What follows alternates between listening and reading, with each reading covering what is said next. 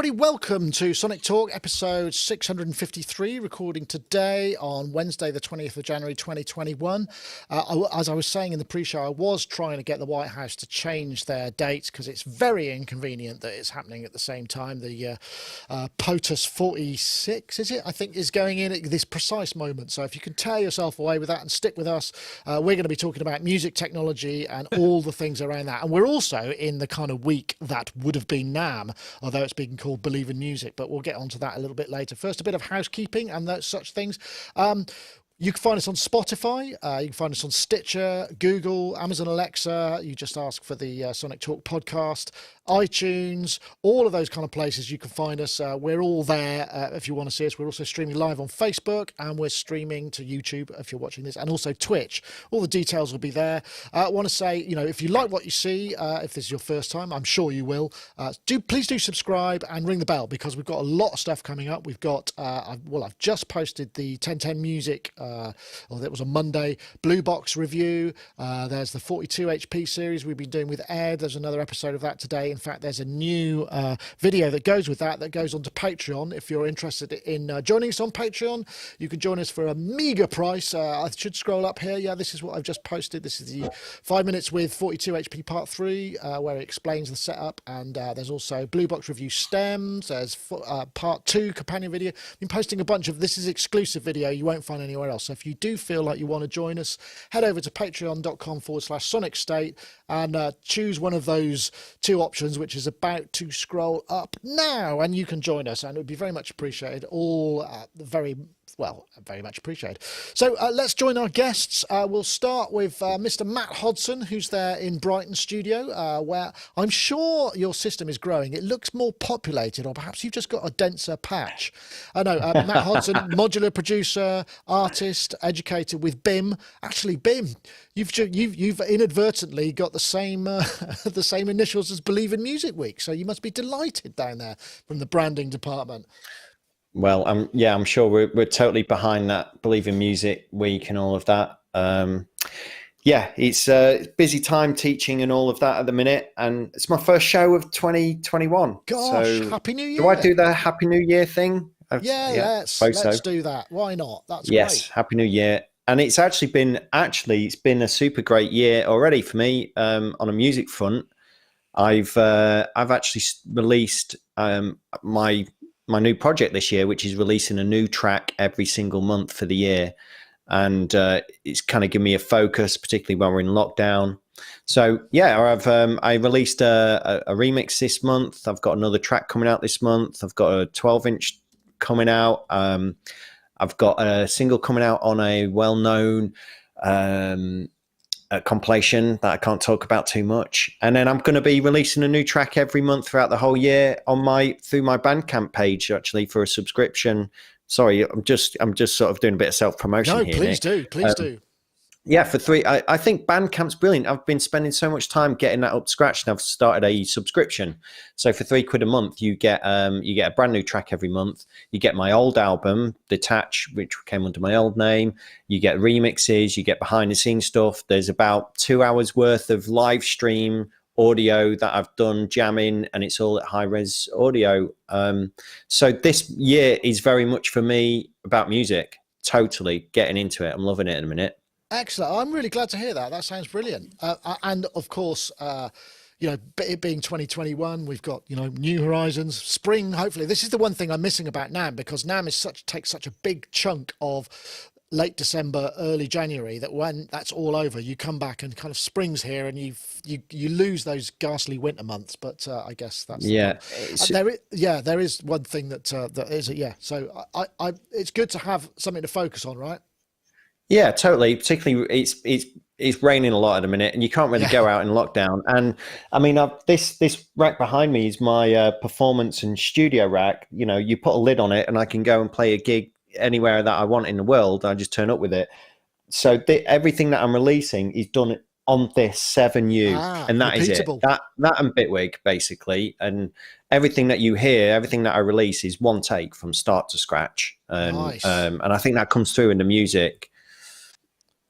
That sounds great. What a great way. Yeah, Bandcamp. We approve of Bandcamp. Well, in fact, we've got a Bandcamp, and Ed's got a Bandcamp, and I'm sure Gaz has got a Bandcamp. But that means I'll introduce Gaz Williams, there in Bristol, also producer, music technologist, avid YouTuber as well these days. I don't know if you're doing one every day of the week, but you've got to leave some space for the rest of us, mate. Yeah, well, I mean, I'm just appalled at my lack of productivity compared to Matt there. So, I've got absolutely nothing to offer. So, well, actually I should. I mean, my goodness, there's a couple of projects, including Pork Ticket, which I bang on about, but we were going to have a Pork Ticket session to kind of wrap up this album, but, blooming pandemic sort of put an end to that. So, yes, but, yeah, at some point. But yeah, I'm glad to be here. I mean, kind of quite raring to go on today. Really, there's some quite so juicy much topics, stuff in there. There's one more thing that I've got to say, because Amber George contacted me on Facebook and said, it's my husband's 50th birthday today. Any chance you could do a shout out? And I normally don't do this thing, but I thought that was such a sweet thing, because she's trying to surprise him with lots of little things. So happy birthday, happy 50th, Mike George from Southern Illinois. Your wife Amber got in touch for a shout out. Happy birthday! So, happy birthday! We'll give you a happy birthday wave. Happy birthday! It's like Gus Honeybun. I suppose, what do we do? Gus Honeybun used to turn the lights off, didn't he? So let's do that. There we go. Anyway, happy birthday, Mike. Hope you have a good day. So, well, gosh, news. I mean, isn't there? I mean, it's kind of almost too much. So what we'll start with, let's start with Korg. Korg are going crazy. This is the Modwave. This is a wavetable. I think it's a wavetable. So this is absolutely.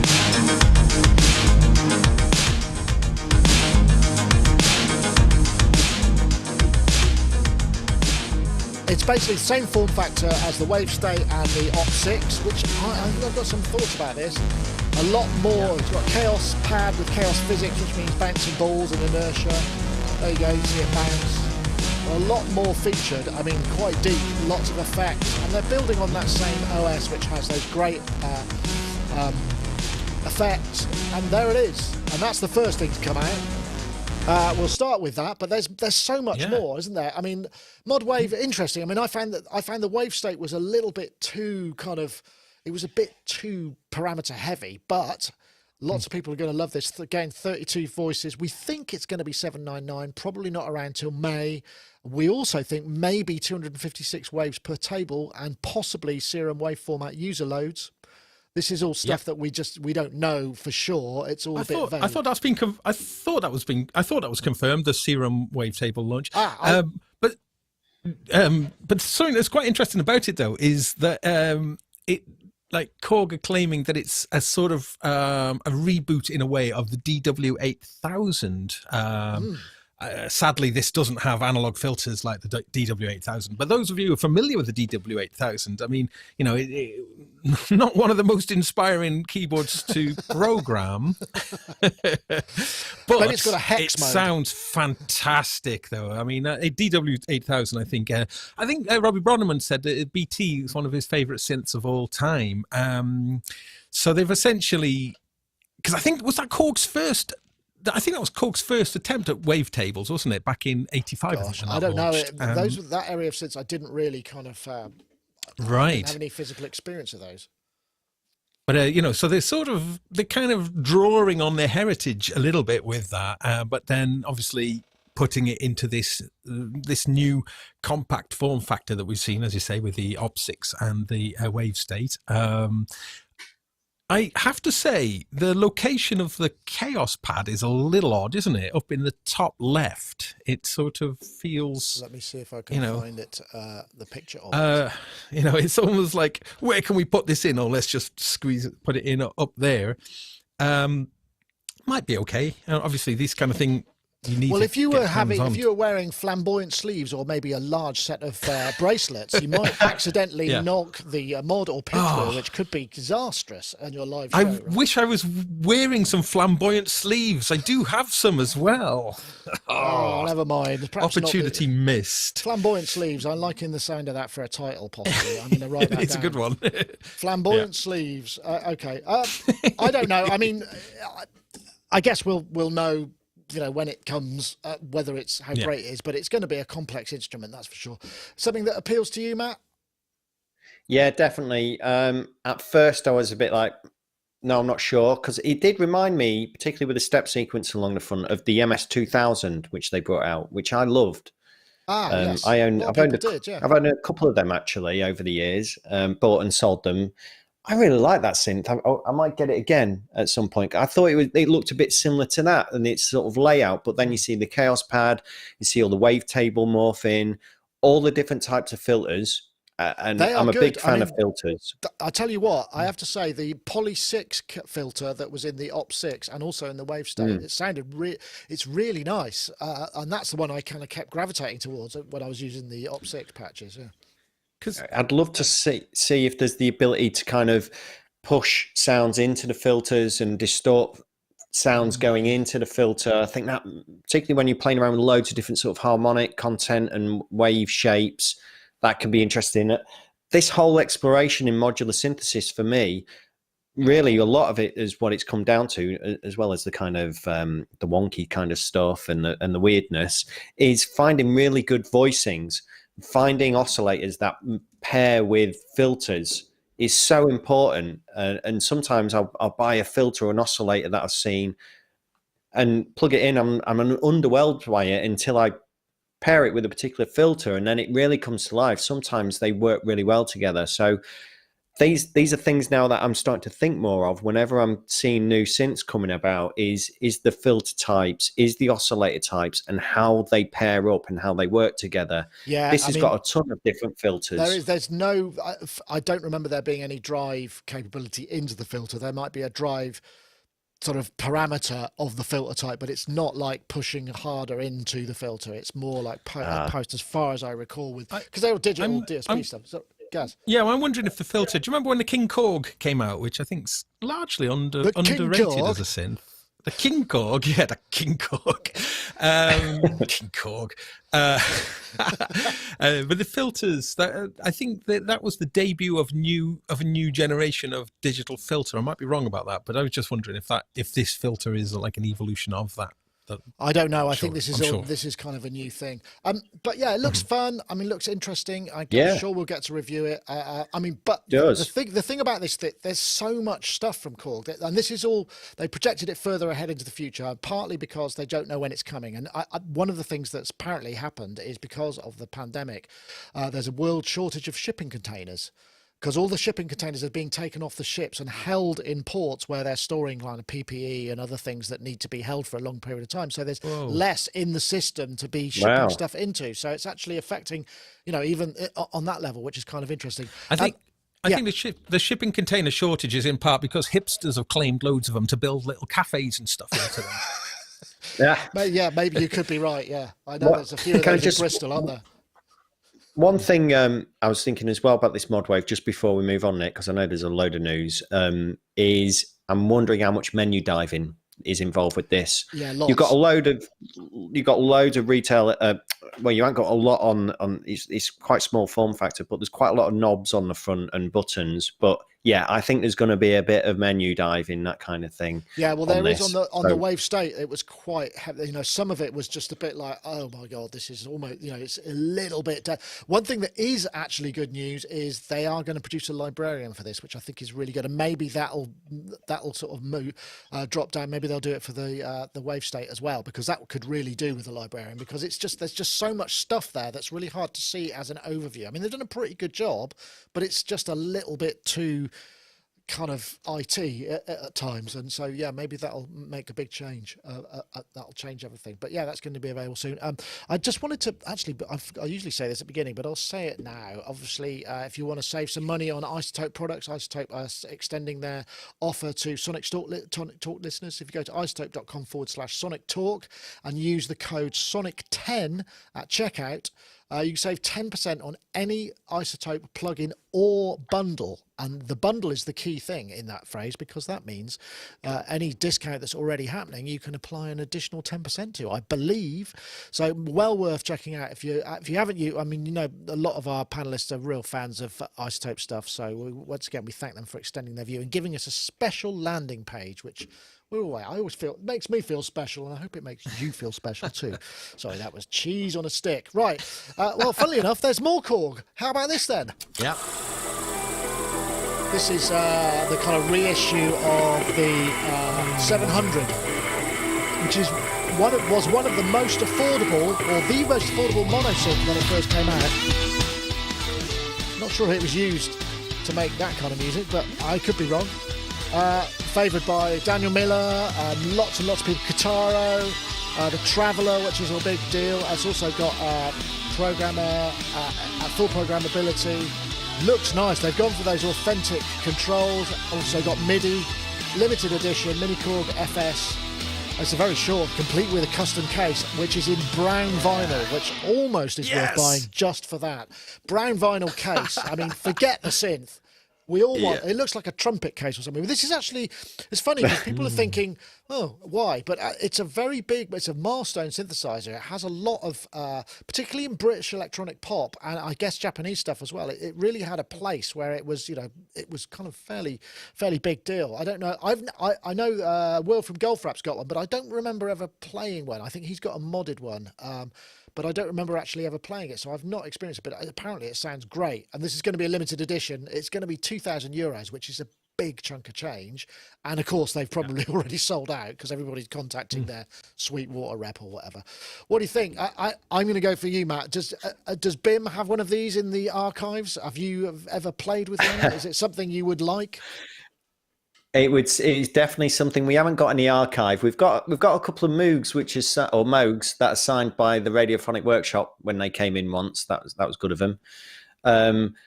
Would this be something I'd buy? Well, yes, and I'd probably buy it because of the filter. Again, talking about filters, it's called the Traveller, and it's got this very particular sort of high pass, low pass.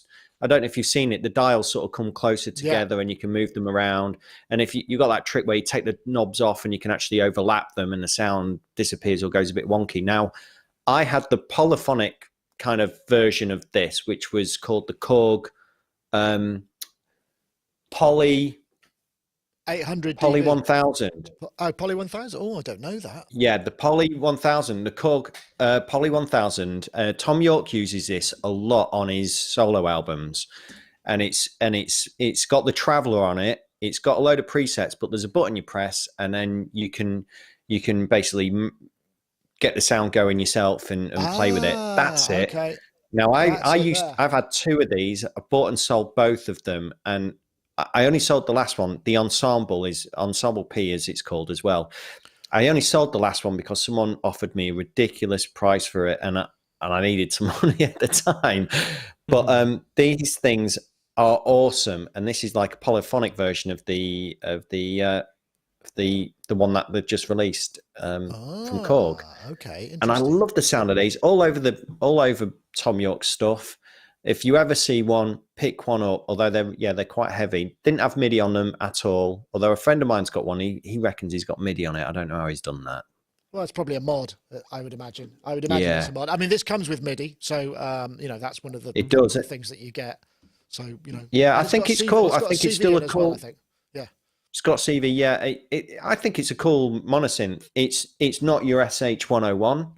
I know that's Roland, but it's just a completely different flavor to probably anything you've got in your studio. I associate this synth with more kind of softer sort of, not pads because it's not polyphonic, but sort of string almost in a way. I don't know about you.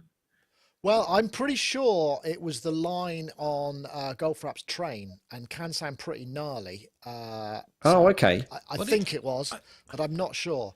Gaz, what are you thinking? It's a lovely thing, isn't it? Hasn't it got? It's got like ring modulators built into it, hasn't it? You can make some really wild sounds. I mean, I've only played one in any depth once, and it was absolute love. I was wondering, does this come with the sheet music? You know, the sheet music.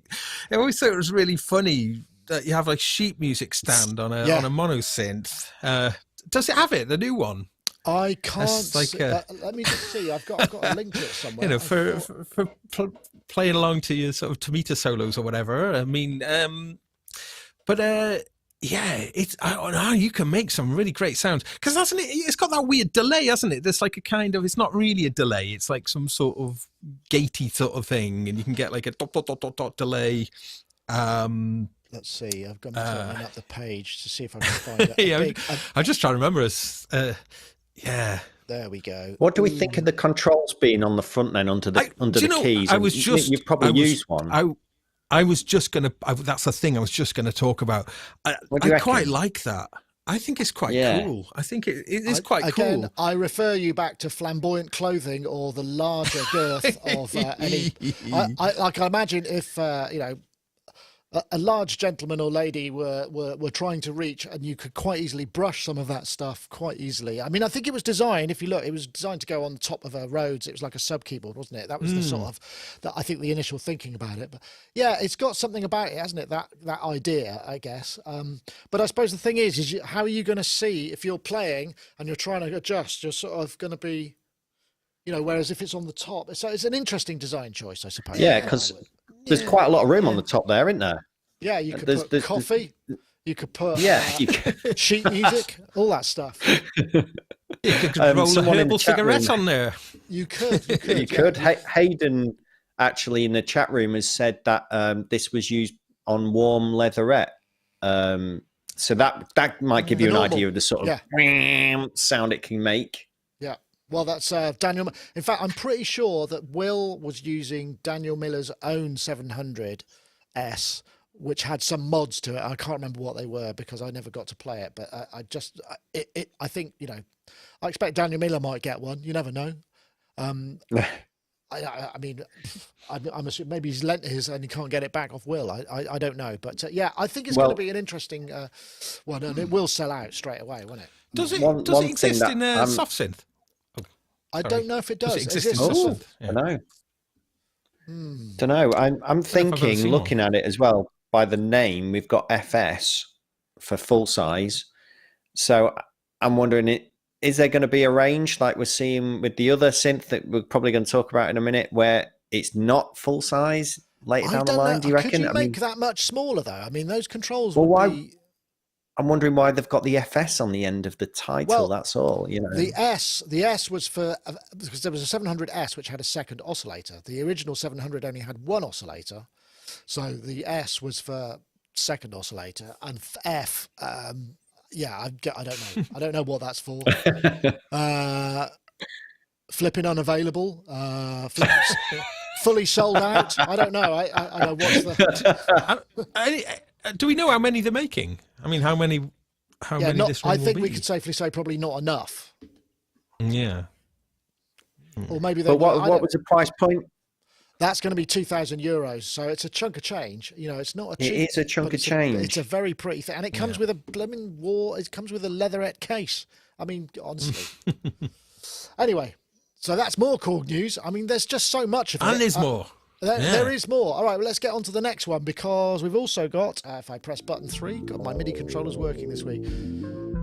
Oh, thank you very much, David Ramirez, in the chat room for the $20 tip. Very kind. Yeah, this is the... I don't know why they're being so cagey about the video. Maybe they made this before they announced. This is the 2600M, which is the same size as the 2600 FS, full size, but it's 40% smaller, still got a spring reverb, it's got MIDI, it's also got a USB host so you can plug your own keyboard into it. You know, that's the kind of, that's what we got. This one is going to be, actually, bizarrely, it's €17.99, so it's actually cheaper than the mini Korg, but I guess the mini Korg's got a bit more livery to it. I don't know. I mean, this is where things get weird, because at the same time as this is happening, we've got this isn't a limited edition, by the way, so this is going to be fully available. So I think lots of people may buy these, but by the same token, we've also got the new Behringer 2600. They've announced this. Dan here with Behringer. This is Dan, introducing the 2600. new guy in front of the camera. And Blue Marvin. Blue Marvin and Grey Meanie, which were cosmetic ones. These have been released with mono LEDs and also hand-picked components, but it's also got a spring reverb in it rather than the digital effects, and it's only $100 more.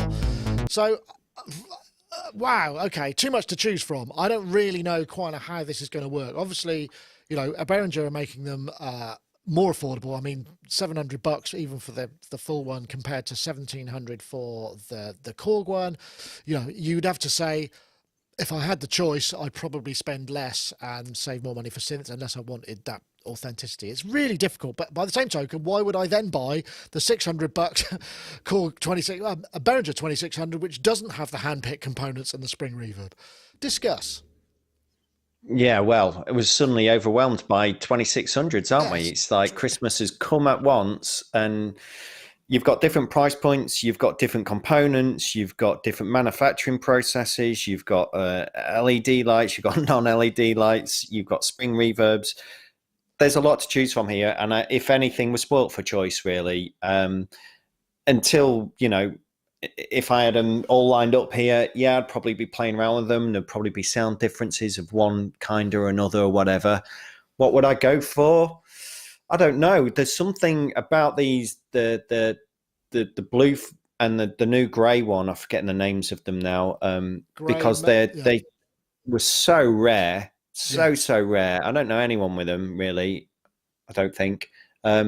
I'm probably more interested in them just for the characteristics and what they can offer. I think I'd be interested in that, and they're a bit cheaper. I don't know that there's all that much different. I don't know whether they've replicated, because I mean the blue one was renowned for being crap, for being unreliable, you know. So I doubt if they've replicated that circuitry in the Behringer version, not intentionally anyway. So I mean that would be, you know, so there would be a kind of, that doesn't make sense. But yes, I mean I would still like to try one of the Behringers. I mean obviously I did ask for a review unit, but they said they wouldn't send one in because we'd said nasty things about them in the past, so that's why I haven't got one, just to put the record straight.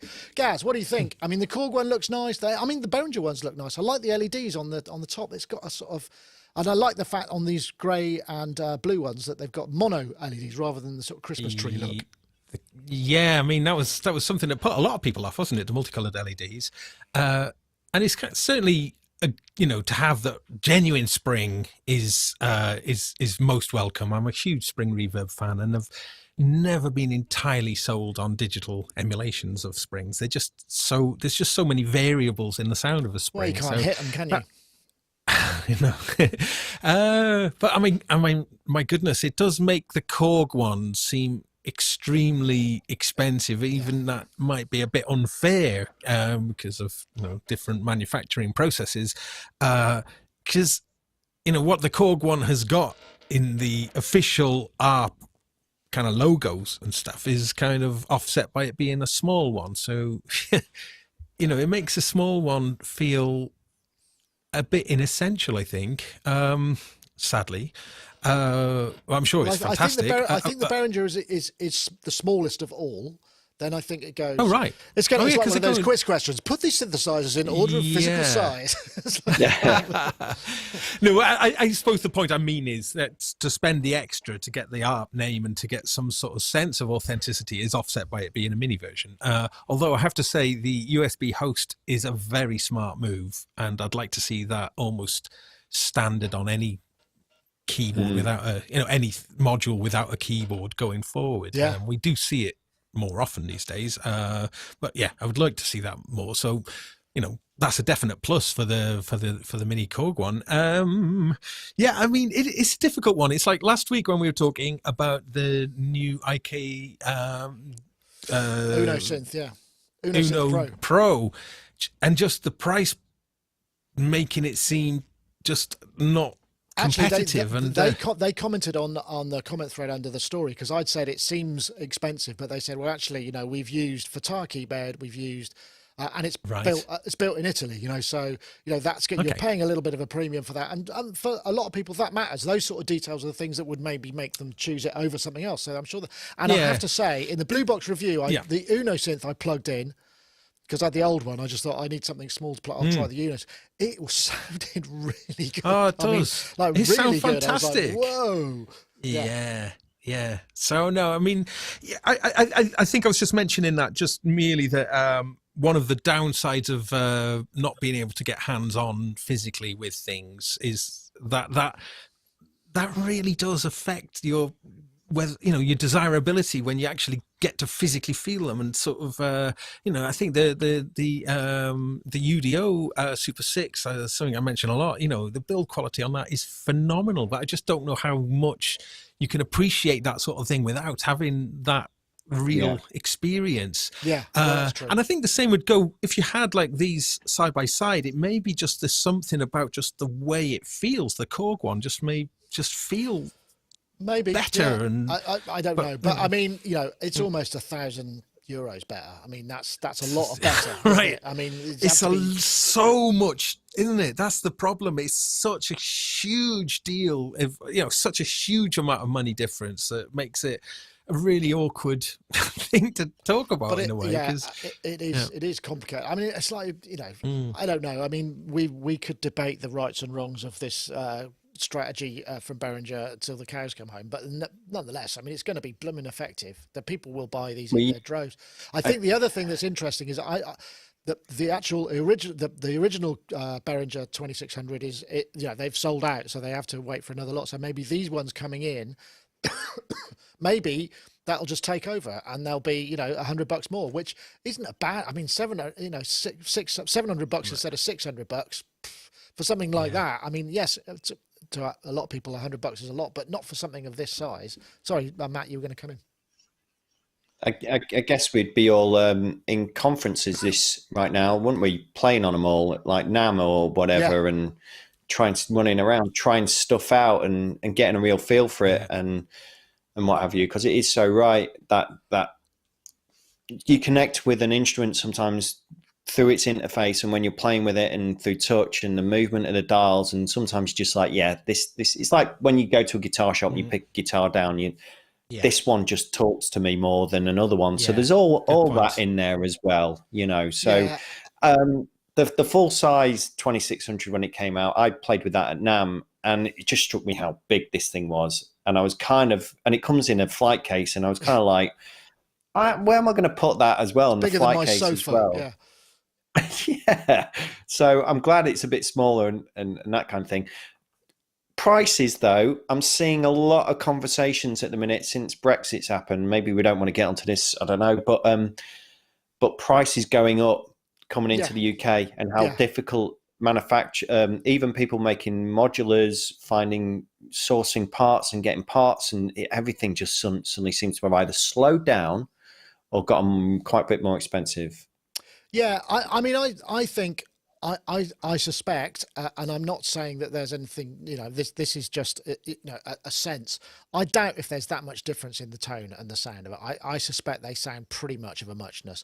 I think the difference is, I mean, when we're talking about difference in size, the real obvious one is like the Jupiter 8 versus the boutique, that is physically, they are very different worlds. I mean, 10%, 15% difference in size. There's still plenty of room on the Behringer to play around. I just think they're going to do really well. It's just a shame that it's not, something they invented rather than just something they copied that can also be made, can also be bought elsewhere. I mean, I suppose that's the thing. I mean, but fair enough. I'm not going to get into that whole thing. They've entered that market, and I've already burned my bridges. Like I say, I can't review the 2600 from Behringer because they won't send me one. So there we go. I mean, would I buy one? don't know, maybe. I've never. The other thing is I've never really been a 2600 nut, but people I know who've got them are. But partly probably because they cost them so much money. You get that thing with they get people get evangelical because they're trying to prove that they really do need that one rather than than school their kids or whatever it may be. I mean, for me, it was always the one. No, really, the 20. I mean, I remember we used one on some recordings back in 2001, and just the presence in the sound. I mean, this was when there wasn't any real choice from what was being made back then, but I'd always thought they were something that was just so far out of my reach that I would never ever be able to get one. So now I'm seriously thinking of getting one, and the Blue Marvin. Yeah, I know what you mean. Really tempting. It does, doesn't it? It does. And I'm sure they'll do well. I guess it's just the same because Behringer, like everybody else, even though they've got their own factory, they're still going to be suffering from the availability and the shipping. They suffer. But because they make so much more of the announcements and the press about it, it's more disappointing that it's not available yet. And they're struggling with a lot of the things that they said they were going to be ready aren't. And I don't know whether that's capacity or whether they're just doing too much. So they've spread themselves too thin. I mean, they've got to be careful that they don't disappoint too many people by availability. That's all. Right, there's more. There's another Korg. Oops, no, that's not it. This is it. That's what I was going to play. Yeah. So this is the Drumalogue. Now this dropped today. This is on the future product preview page. So this is a hybrid machine. So I'm guessing there's some analog stuff. There's also PCM samples, and then there's the sort of oscillator, which is like the Logue SDK plus the effects. This looks really promising. Hi, I'm Etienne from Korg. Etienne is one of the boffins behind analog parts, as well as flexible digital parts and a rich effects section. PCM parts and digital synthesis parts provide a wide array of sonic possibilities with the ability to load custom and people samples. Are going crazy for this because, well, A, they can't have it, and B, it's a new thing from Korg. I'm trying to think, when was the last drum machine Korg made that wasn't a Volca? That wasn't a Volca, yeah. Probably the Electribe, if that counts. The Electribe 2 when that came out, maybe. Yeah, I suppose, but that's a bit more to it than that. But yeah. Hang on, guys, I totally missed this. What's this? I totally missed this one today because I've just been super busy. What's this one called? Drumalogue. Drumalogue. This looks amazing. What? I'm very excited about this. It's the first time I've heard about it. Yeah. So I mean, the log bit or log or whatever you'd pronounce that part is means that it's open to third-party developers. Yeah, so, like the NTS one, which means Sine Vibes, and it means all of those people are going to be making their great things for machine. I mean, it's genius, and it's yet another thing that's kind of Korg. That's why Korg are killing it at the moment. They've really ramped it up, and this looks very interesting. I mean, I'm not a big fan of drum machines. It's not my thing so much, but this sort of feels a little more Electron-like in the sort of notion that we've got these different machines and different engines, but they're combining analog as well. It looks like it's going to have, where did I put it? I've got, where's my PCM analog plus the Logue SDK. So this is the Logue SDK variant. So they've expanded that. So maybe there's a bit more code to play with. Maybe there's more capabilities. It looks like that's going to be kind of an interesting thing. It's got individual outs. It's got an I did post them. Let me see if I can find the actual picture. Right. I'll let you wax about that. I'm just because I found a picture. I mean, this the last sort of drum machine that I got excited about, I suppose, was the Dave Smith Tempest, which sadly they never really finished and have recently said we're not going to be developing it anymore. Look at that. That looks awesome as well. Oh, I don't get that excited by drum machines, a bit like you, Nick. I've had them in the past. I've had 808s and all sorts of different. I had a really nice MFB. There's a really nice MFB, the 522. Check that out, folks, for a cheap sounding 808. It's really cool, really small. Cheap Take sounding. It on. Well, cheap, good sounding, I think is what you mean. Cheap, good sounding and very small. And individual outputs. Niels Fram uses one. And I've never really been excited about drum machines because they're either just a bit like, oh yeah, it sounds like an 808 or 909, or they've got some effects on them that are just a bit, you know, reverb that you just put on and some filtering. The Tempest it had this kind of thing, hybrid, analog, digital, oscillators, wave shaping, but it was also very performative. You had all these different cool things that you could play around with in real time. Now, if Korg have done that... When I reviewed it, I came up with some great, I thought at the time, riffs. And I've heard people demo them since, and they really... They are special, even though they're flawed, because the OS never really got where it needed to go entirely. Yeah, well, I'm definitely... This Korg one, if they've got that kind of vibe going on within this, and it's not just a kind of... I don't know, as I'd call it, just like plug and play. Here's your drum sounds. Here's some effects on top of it, some volume controls, pan. Yeah, okay, well, whatever. Now, if it's gone above that and you've got a little bit more diving a bit deeper in terms of like playing around with the oscillators and the shape and the envelopes and the modulation, and it sort of glues together in that sort of cohesive way that the Tempest did, I'm very excited about this. Just learned about it. I'm feeling very happy. Well, it doesn't have the same sort of pad control by the looks of things. I mean, this is obviously a prototype render. It doesn't have the same kind of pad thing that the Tempest has. But I think the thing that would make it sense is, you know, as a drum synth, really useful. Most people, I would imagine, will be using it, or a lot of people will be using it triggering externally. What if somebody could figure out how to get some of those cool ratchety things that happen that you can play on incoming MIDI rather than sequencer triggers, so you can perform with the incoming note data or the MIDI sequence, then I think we could be on something coming even better. I guess, I mean, I don't know, drum machine, I don't know how you feel about drum machines. I mean, you know. Oh, love them. Yeah. I made a video, I don't know, a few months ago maybe, suggesting that the Electron Rhythm Mark II was the best drum machine ever made, just a, you know, posing that as a question. And that was actually proved to be quite a contentious thing. And there was a lot of, certainly a lot of people reckoning that the Tempest deserved that. Other people saying, no, it's the machine drum. So it's a really, you know, best drum machine is definitely an interesting area. However, I think this certainly looks like it's got a lot of real-time performance aspect to it, which is essential for a drum machine. There are. Yeah, it's essential for a drum machine because, you know, why would you use a drum machine? You know, I'm trying. Sorry, I must admit, I think who was it who said something in Mac in the YouTube chat says analog drums are boring and pointless without extensive concept modulation, and I would agree. I mean, I don't get apart from something like, you know, the pulsar, analog drums do not interest me very much at all. Where the pulsar does, but just the sort of bibble bobble is so limited. But the toms, you know, I mean, that's one of the criticisms of the Vermona DRM DRM1 Mark III, that I've got one that I love, that there is absolutely no modulation on that at all. So so you have to hand modulate, you know. I typically record that a track at a time, so I can you know, do that by hand. However, that is quite rewarding anyway. But I think this is interesting. Korg, I've got, you know, second to Roland really in terms of history of drum machines. Donkomatic. Have they got much in the way of classic? I mean, I suppose that they have the DDD series, which were some of the first affordable digital ones. And I had a DDM 110, which was bloody awful, but the only thing I could afford.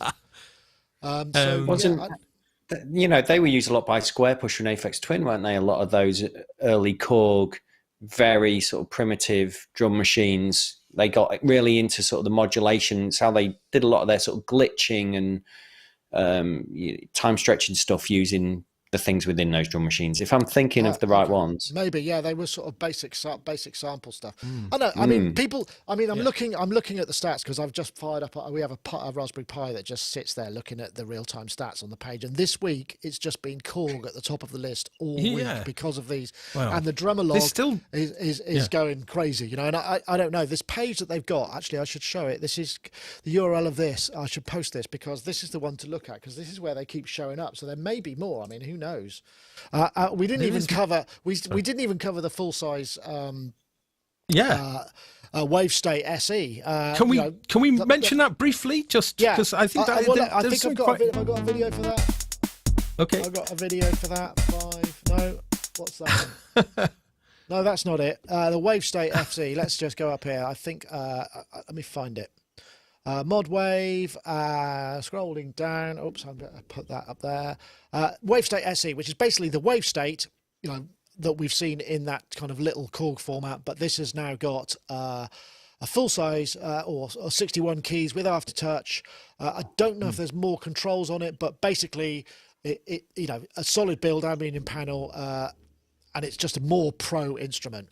And I suppose what I'm thinking with that is maybe this whole kind of little Op6 WaveState is their kind of prototyping pathway. And so they make those, people go, yeah, lovely. And then they go, can I have a bigger one? And it doesn't, they either make it or they don't. It doesn't really matter because they've built it all in sort of, it's DSP. This is all done in Raspberry Pi stuff. But anyway, yeah, over to you guys. Well, I think, that certainly chimes with what we were talking about earlier about the feel and the quality of an instrument. I remember seeing the WaveState at NAMM last year, and as interesting as a synthesis it was, I was really put off by the cheapness of it. I thought that the knobs felt cheap and the key bed wasn't very nice. I thought I thought that was a shame. So it's quite interesting. I think what you said is spot on. I'm just going to kick to this shot here of something. This is the Isla Instruments 2400. And the thing about this is it's built like a tank. It's absolutely everything about it. It's solid build quality. The buttons, the way they feel, all the knobs, everything feels, amazing. Like the way instruments used to feel, the instruments made in the 1980s, other than things like the Wasp or some other things, had a real fantastic build quality to them. So I think it's quite interesting that Korg have done this to acknowledge that people do want better build quality as well. I wonder how much it's going to be. I mean, I'd be interested. Well, and this is the problem they've got there is this thing was what, 500 quid or so for the little one. So if they don't if they make this $2,000, that's going to be a miss. They have to find that sweet spot, I think, to make it. Well, yeah, absolutely. And price point's always the thing. But on that Korg page, Nick, if you just go back to it, the next one down is the one we really need to talk about. The entertainer the Korg EK50 CSA. Look at this bad boy. It's got speakers. It's got a music stand. Got Peru, hey, music stand. Uruguay. I mean, these are the things actually, jokes aside, these are the things that I had at school. And these were the things that you got out of the cupboard. And I don't know about you, but this was like my first kind of headphones on. You got all these weird sounds, drum machines, all sorts of stuff going on in it. And it was a real sort of escapism tool. As primitive as these are, actually, they're very complicated. A lot of these arranged keyboards. They're really good now. They really are. Yeah, they are fantastic. Some of them. Yeah. I mean, I would have loved to have had a cupboard full of like Hydra synths or something like that. And my first SH101, actually, when you turned it over, it had a school its address etched into the back of it. And I could only imagine that school cupboard had a load of SH101s for kids to play with at the time. But nice. I might get one of these EK50s and just try and write an album on it. That's a great idea. No, joking aside, I mean, there's no reason to be kind of dismissive of this stuff. I mean, the arranger keyboards are the way lots of people start and come through, and there are lots of people using arranger keyboards as their sound sources because the sound, they're good. I mean, it's not like they're poor because they've got tons of PCM memory. They've quite often got a lot of the synthesis technology from the other. The loads of them are really kind of very usable indeed. I mean, it's just only just think Korg Bossa Nova, fill button, and that sort of thing. Yeah. That's not necessarily the case these days. I mean, I would agree. Which does bring me to what? Sorry, Gaz. I was just going to say, what about the Baldwin Fun Machine? That was like a. I don't know. Those what that things is, are cool. It sounds you don't know that? Baldwin Fun Machine. I need to look. Yeah, I've got a feeling. I hope I don't get any not suitable for work research results. Baldwin Fun Machine. Yeah. Oh, there it is. It looks like that. Well, that's massive. Yeah. I mean, that looks like a Tron. No, it's really shallow though. It's oh man, you can get some really ace things out of that. Okay. I love it. Yeah. Baldwin Fun Machine. Okay, well, look, here's another thing. This one slipped by. This is another. I think this could be absolutely massive. Yeah. So this is basically Korg Gadget for VR. Korg again.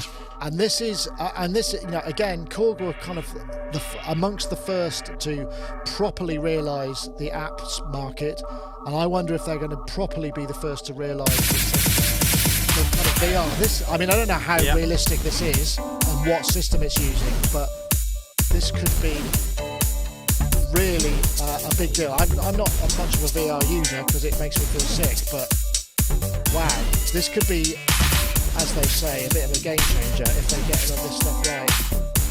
Do you know, I think they will. There we go.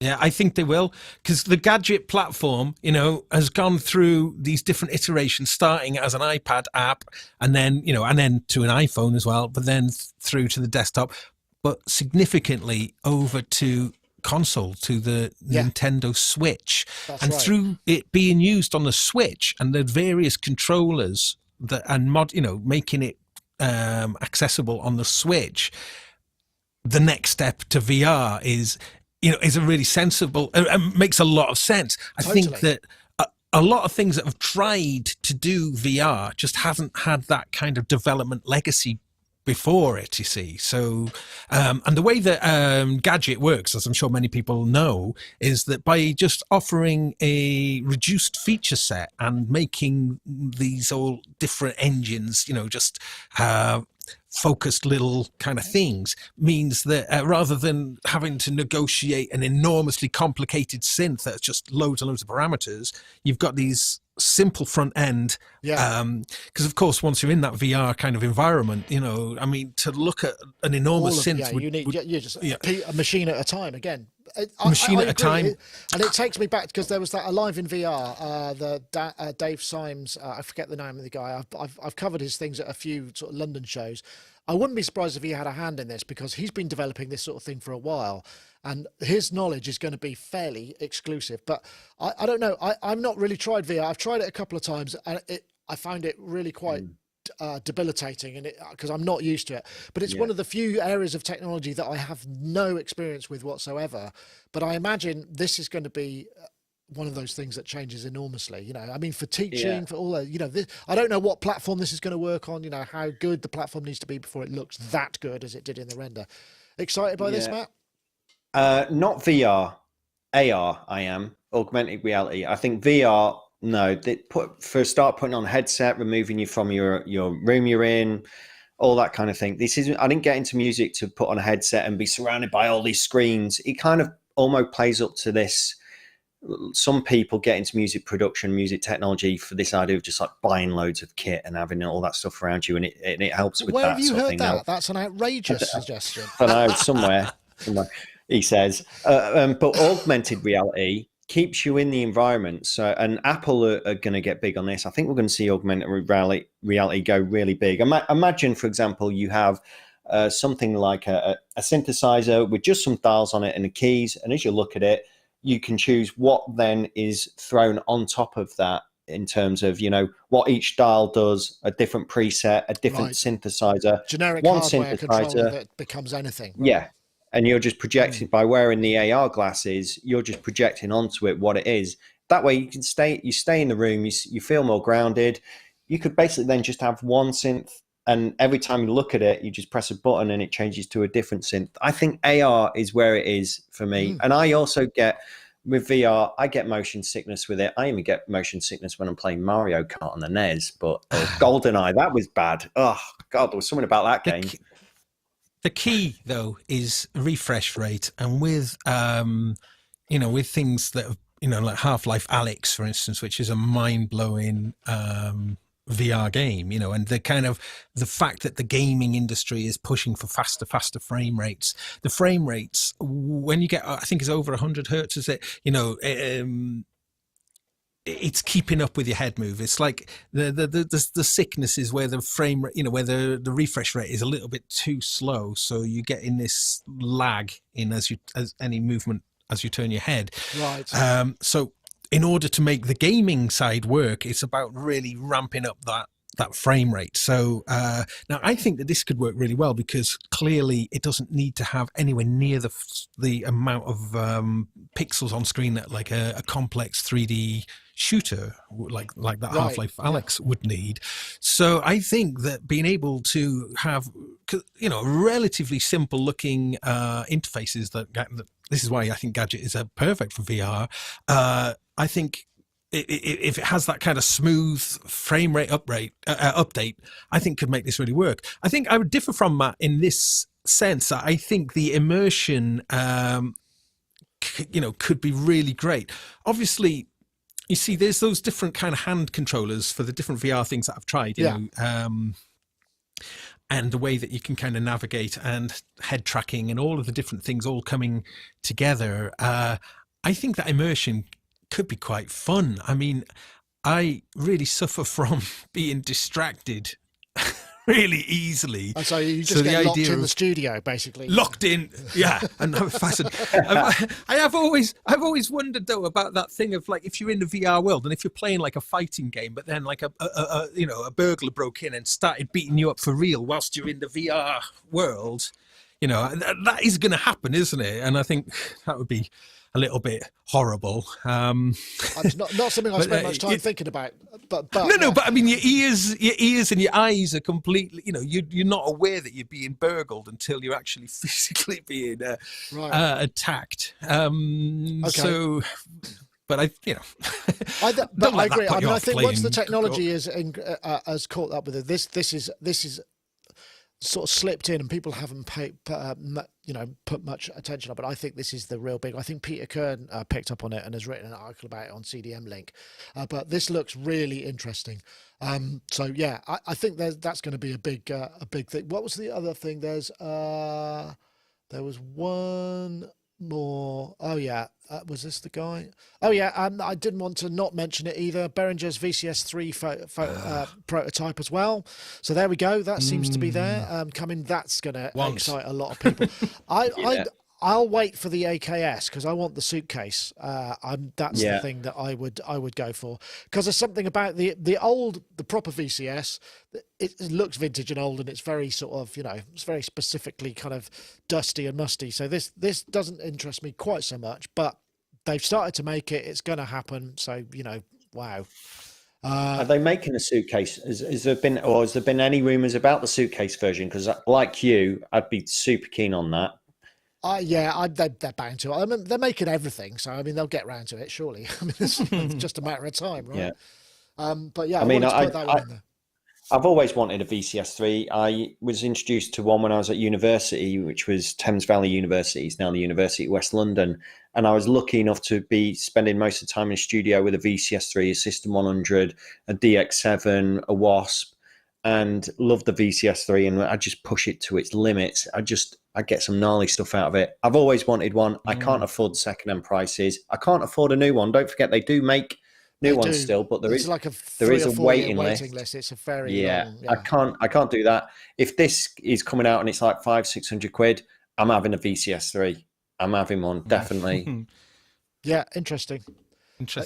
It's got to be mentioned, hasn't it? The version 3 for yes, of course, yeah. Microfreak is phenomenal. I mean, this is the noise engineering. You get, well, there's two main parts to the update. One is that it's got unison mode now, and that unison mode is really cool because you can have it offset by fractions of a semitone right through to sevenths, fifths. Chord. Oh, okay. That's neat. But the new oscillators, courtesy of Noise Engineering, there's 3 new oscillators. Yeah. And I used one of those in the 1010 review, actually. Yeah.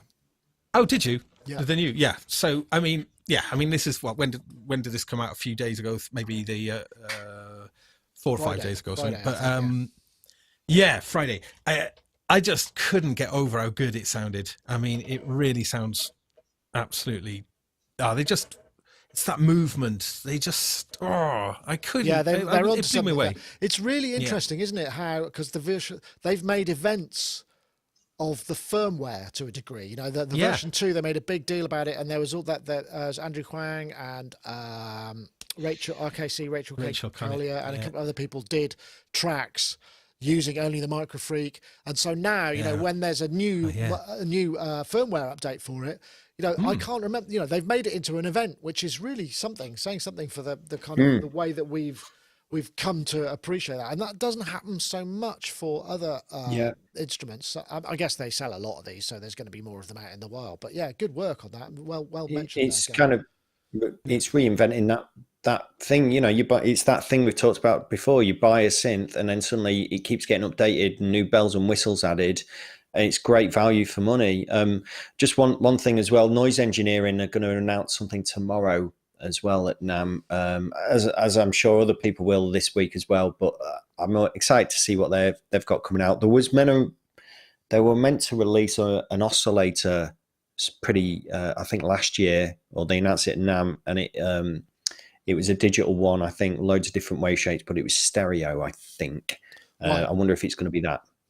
I don't know. I mean, this is the thing. It's because of the lack of focus around the actual physical event, and people haven't really been pushing hard to hit the deadline of NAMM because it wasn't a thing and it got called so early.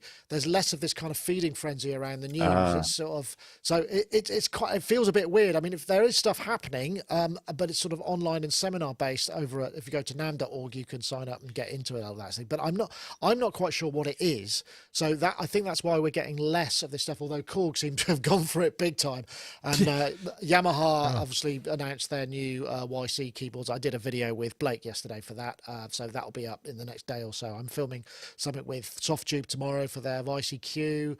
So, you know, we've got a few things, but it's nothing like a show sort of event to move things around. We only hope that we'll be able to get there again soon, or something will evolve from this mess that will maybe better, you know, maybe more focused or more, you know, and that's I can't imagine what's going to happen. As soon as the gates open, it's just going to be, everywhere's going to be sold out, isn't it? Because people are just going to go, yeah, I got to get out of here, man. Got to go. But yeah, we're kind of, I think we're actually almost at the hour mark, or certainly a bit beyond the hour mark. So it feels like we pretty much covered something. The only thing that I didn't get to was, where was it? I think I did... sound semiconductors. I don't know whether this is a big deal. It feels like it should be a big deal. Let me throw this up, because Sound Semiconductors have announced new chips. I know these are the guys that make, you know, or one of them, like Curtis or another one, the SSI Sound Semiconductors. They make the kind of integrated circuits that make the oscillators, the VCAs, the VCFs, and the voices that are driving a lot of this new analog instrumentation. So these two new oscillators, Fat Keys SSI 2131. Fat Keys sounds a bit more snappy as a chip. I mean, how do you name chips to make them sound like, has it got a Fat Keys in it? Yeah, I want one of those. So these come out much more stable, less, you know, much more stable and much more sort of fulsome waveforms. This stuff should be, I mean, this is kind of as big a deal as like an M1 chip, isn't it? I mean, doesn't this mean that we're going to get a whole load of new stuff? I mean, it feels like definitely. It should be big news, right?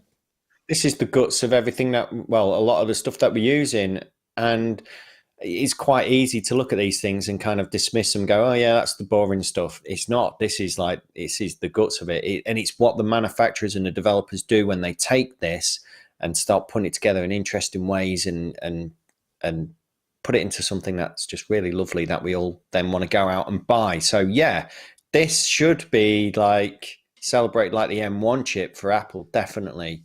I don't know how much further they've gone with these, but it's a really. I tell you what, shall I open the data sheet and we can have a look? Shall we? Let's have a look. It's a very big document. Look how slowly this is loading. It's not because, so there's a lot of data in here. Okay, folks, I know this is fascinating. They're really cheap, though, aren't they? Isn't that's a big thing? Just sort of that will facilitate. If you buy them in thousands, they're like $1.50 or something. So you know, by the time if you would buy one or two, you're probably going to pay $4 or $5, which is doesn't seem like an awful lot, to be honest. You're right, I guess. Yeah, they're still loading, so I'm guessing there's a lot of data in this. So there must be. There must be something going on. We'll have to see. Is it still loading? Yes, it's still loading. This is scintillating, folks. But I think I've started something that perhaps I shouldn't have, because it could extend the show to, I don't know, hours. Come It's on. interesting though, because in the digital world, you can open up something like reactor blocks and start playing with stuff at this kind of low level now, or Bitwig, the grid, Max MSP, pure data. You got all that kind of thing there of emulations of this. Build your own oscillator from scratch, or find an oscillator that's been made in reactor blocks and pull it apart and put it back together in different ways and integrate filters in different ways. So any of you out there who are interested in this sort of low level stuff, you can start getting into it relatively cheaply through Reactor, Max MSP, and the grid and that kind of thing. Stop building up your own oscillators and sounds from scratch. Oh, is it loaded? Let's see. Are we ready, folks? We're ready for the big reveal. Ta-da! I think it's just a slow data connection. There's the fat keys. There's the fat keys there. The fat keys voltage control oscillator, high performance synth voice front end, triangle saw pulse PWM control. Excellent. Unprecedented. So often used words these days. Temperature stability, high integrity waveforms, superb exponential, buffered waveforms, easy to use, 16 lead SOP. I don't know what any of that stuff means. So this is the good stuff. This is the dense material that some of you may make some sense of. Oh, it's got sync frequency. So it looks like there's actually linear FM or exponential FM in there. Let's see. Those are the shapes that it'll do. So yeah, I mean, wow, we are being a little bit flippant here, but this stuff is going to be, it's going to shape what we're going to see soon. And when the what are they called? Cool audio. When they reissued the 3340, I thought that sounded better than the original. I mean, I think there could be chips that sound better than the original analog chips, and these ones could be as well. So I think inevitably they will sound better. The specs are going to be better. The manufacturing tolerance is going to be better. So when people kind of go on about vintage things sounding better, this kind of development kind of makes you kind of wonder whether that will still be true. Well, I mean, the 3340s, the oscillators. I mean, because Cool Audio, are Cool Audio the ones owned by Behringer? I think they are, aren't they? Well, one of them is, and they remake the 3340, and the 3340 in the Neutron sounds amazing, and 3340s in the right circuit sounds like, oh my goodness, really, really impressive. It can sound really good. So, all of that good stuff. Right. There is another one, Nick. Sorry, Gaz, you're making a good point though, because I mean, there's people get out old synths all the times, and they swear this sounds great, sounds like better than anything that's new. So a new chip does it might be manufactured better, it might be more stable, it might have, I don't know, the ability to do stuff that I don't quite understand better than it's ever done before. But is it really better? It's a good one. The randomness is part of the charm, I think, as we found with analog a lot of the time. Which may be a good point. Can we just... sorry. There's one more. Can we just squeeze one more in just very quickly? Kurzweil, is it the K2700, is it? Yes. But it's, I thought this was cool because, they're keeping that vast synthesizer engine developing, and actually the specs on this thing is mind-blowing, really, in terms of it's a sumptuous synth. Here we go. I think I'm a big fan of Kurzweil 2600s. I mean, I think I'm using all my internet on video calls. Yes, everything's the 2700, I think. PDF. Okay. The PDF's using up Nick's bandwidth. No, it's not that. It's just Kurzweil. We'll go to Music Radar if we can get past the pop-ups. Yeah. This is the evolution of the K2 series. I mean, this is wicked. Let's have a look. See what this is. See if it awesome. Enormous spec on it. I was like, whoa. I don't think I can. These things are serious. I can't play it. It's just not playing for me. I'm afraid. Sorry about that. The vast technology that Kurzweils that I've implemented in the 2600, as Gaz was saying, they are, I mean, talk about modulation, talk about the sounds you get from them. I mean, they sound phenomenal. I'm really excited about that, and I'm excited about this new Korg drum machine today. Thank you. I'm glad I came on the show. Well, I'm glad we could be of help. Well, anyway, no, we did get that in. So, yeah, stay tuned. There will be more news coming over Believe in Music Week or NAMM, however you want to call it. Obviously, there's other world events happening today, which we've clashed with. But apparently, we've now actually bridged the Sonic Talk has bridged the gap between the two presidents of the United. We've bridged the, we've signaled in a new epoch, whether that's good or bad, whatever your political beliefs. I'll get into that, but we bridged the gap. I'm glad we were there for everybody. So that's it for this week. Thank you so much for joining us. I want to say, don't forget, if you're interested to, you want to save 10% on iZotope products, go to iZotope.com/Sonic Talk, and you can save 10% with the code Sonic10 at checkout. That's on any plugin or bundle. So all of that stuff is there. But thank you very much, Gaz Williams, for joining us. Have you got a show tonight? Are you streaming, or are you? I think I will, but I don't have a clue what I'm going to do. So yeah. So you can join me for something incredibly random. Yeah, I will. I will do it. Why not? 8 p.m. tonight. So. Yeah, okay. for something or other. Right. And I'll try and figure out between now and then what we're going to do. How about you stumbling around your studio with a VR headset on? Me stumbling around the studio. But yeah, okay, 8 p.m. on the Gaz Williams show. That's Gaz Williams. Yeah, something or other tonight. Something will happen. But thank you very much for joining us. And also, Mr. My pleasure. Matt Hodson there. All of your pixels when we can get them. Thank you for joining us. And sorry good luck with your project. Where can people find about your Bandcamp? What's your Bandcamp? Is it Maths? It's maths.bandcamp.com. It's maths with 2 T's. And I've just put a remix up there of a band called Yumi in the Weather. And my next live stream is I'm actually going to show you how I made that remix using, I think it's probably the last track I did in Ableton Live. So I'm going to show you how I made that, how I approach remixing, how I took the stems that were given to me, and work through it. So join me for that. I'm not sure when I'll do it. Sometime when Gaz isn't on air. So we don't collide. Thank you very much, Wagyu, for the and all of those of you donated via the super chat and stickers. Very much appreciated.